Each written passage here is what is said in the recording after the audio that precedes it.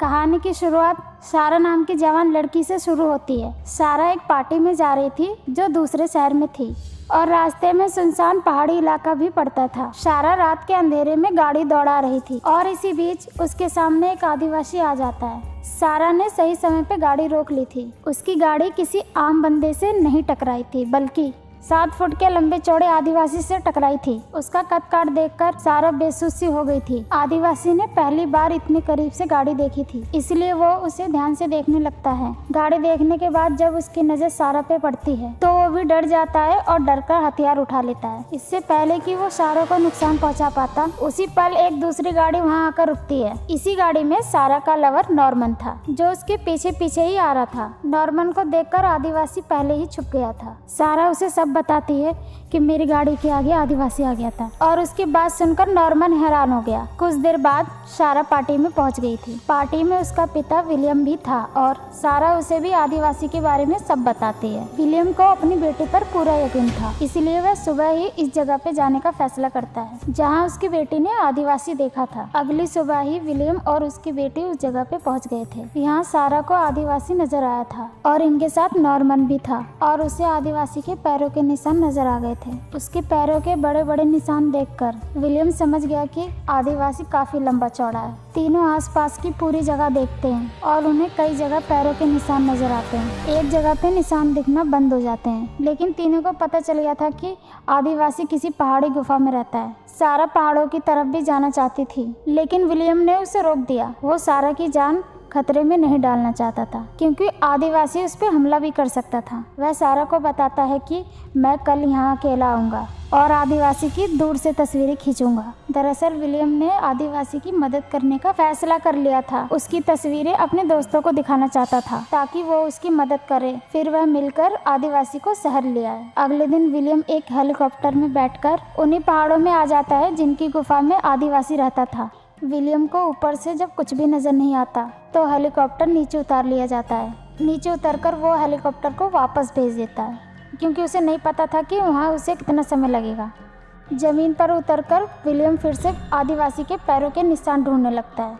उसे उसके निशान तो कहीं नहीं मिले, लेकिन एक जगह उसे गर्म राख दिख जाती है। राख देखकर वो उसकी तस्वीरें खींचने लगा। इसी बीच उसके सामने आदिवासी आ जाता है। उसे सामने देखकर विलियम इतना डर गया कि वो डरकर नीचे ही गिर जाता है, जिसके बाद उसे आदिवासी पकड़ लेता है। कुछ दिनों बाद जब विलियम वापस नहीं आता तो नॉर्मन और सारा उसे ढूंढने पहाड़ी इलाके में आते हैं।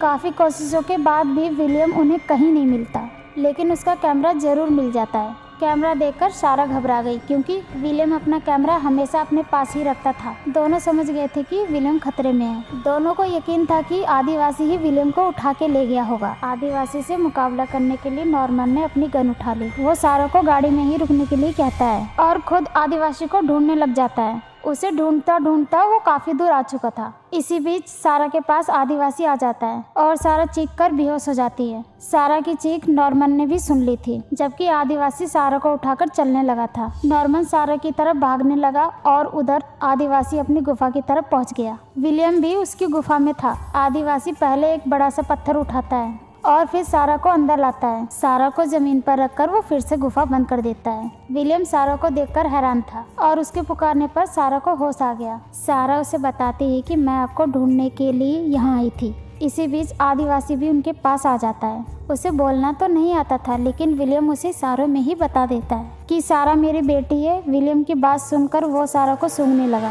विलियम सारा को बताता है कि मैंने इसका नाम ईगा रखा है और यह किसी को नुकसान नहीं पहुंचाता। सारा को सूंघने के बाद ईगा उसे अपने पूर्वजों की लाशें दिखाने लगता है। उसके पूर्वज इसी गुफा में रहते थे, इसलिए वह भी इसी गुफा में रहता था। सारा को अपने पूर्वज दिखाने के बाद वो उसे खाने के लिए मांस का टुकड़ा देता है। उधर नॉर्मन सारा को ढूंढ रहा था और उसे ढूंढते ढूंढते रात हो जाती है। रात होते ही ईगा एक तरफ सो जाता है, जबकि सारा विलियम के पास सोने वाली थी। अगले दिन सुबह होते ही नॉर्मन फिर से सारा को ढूंढने लगा था। ईगा भी खाने का प्रबंध करने के लिए बाहर आ गया था। उसके जाने बाद सारा विलियम की दाढ़ी बनाने लगी, क्योंकि विलियम के चेहरे पे खुजली होने लगी थी। जल्दी ही ईगा भी वापस आ जाता है। उसने पहली बार किसी को दाढ़ी बनाते देखा था, इसलिए वो हैरान हो रहा था। उसकी हैरानी देखकर सारा उसकी भी दाढ़ी बनाने लगती है। बाहर नॉर्मन सारा को ढूंढ रहा था, जबकि सारा ईगा की दाढ़ी बना रही थी। देखते ही देखते सारा ने उसकी दाढ़ी बना दी। दी। इसके बाद ईगा पहले उसे फूल देकर अपने प्यार का इजहार करता है और फिर उसे दबोच लेता है। ईगा कई सालों से प्यासा था और आज वह साला सारा की गुफा में धमाके करना चाहता था। सारा उसे रोकने की कोशिश करती है लेकिन वह कहाँ रुकने वाला था। टालने के लिए कहती है कि विलियम के सामने मैं प्यार नहीं कर सकती। उसकी बात समझकर ईगा विलियम को मारने की कोशिश करता है लेकिन सारा उसे रोककर बाहर जाने का इशारा करती है। ईगा उसकी बात समझकर बाहर आ गया। बाहर आते ही वो सारा को दबोच लेता है और उसके कपड़े उतारने लग जाता है। वह साला हर हाल में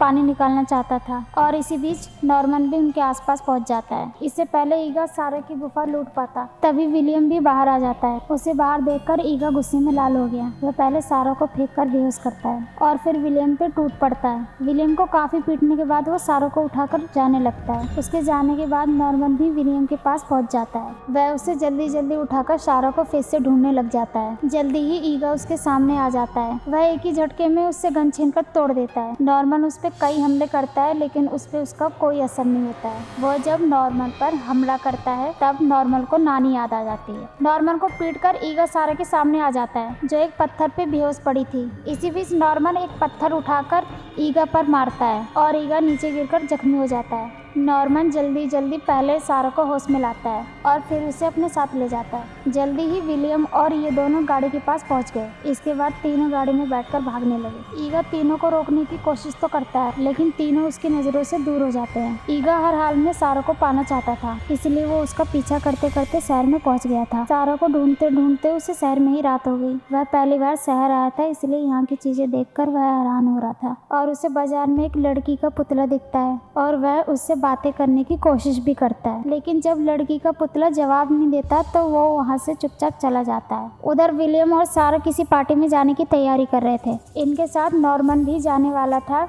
इसलिए वो तैयार होकर इनके घर आ गया। वैसे सारा पार्टी में नहीं जाना चाहती थी क्योंकि ईगा के कारण वह अभी भी डरी हुई थी। नॉर्मन उसे समझाता है कि तुम्हें ईगा से डरने की कोई जरूरत नहीं क्योंकि वो अपनी गुफा में पड़ा होगा। दूसरी तरफ ईगा एक खाली घर में आ गया था। 7 फुटे ईगा के लिए यह घर छोटा लग रहा था। घर में उसे कुछ दरवाजे भी दिखते हैं जिन्हें वो खोल नहीं पाता। उसे दरवाजे पे इतना गुस्सा आता है कि वो गुस्से में उन्हें तोड़ ही देता है। घर से निकलकर वह एक होटल में आता है और वहाँ आते ही वह मांस खाने लगता है। मांस खाने के बाद वह होटल में ही घूमने फिरने लगा। लोग उसे डर कर पुलिस को फोन कर देते हैं। होटल में भी वो कई प्रेमियों को परेशान करता है। वो उसे पुलिस की धमकी देते हैं तो वह उन्हें पुल में फेंक देता है। उधर नॉर्मन पार्टी में आके नाचने गाने लगा था लेकिन सारा का मन पार्टी में बिल्कुल नहीं लग रहा था। विलियम भी इनके साथ ही था। सारा को उदास देखकर वह उसे नाचने गाने को कहता है ताकि उसका मन बहल जाए। विलियम के बार बार समझाने पर भी सारा की उदासी नहीं जाती। वो इसलिए उदास थी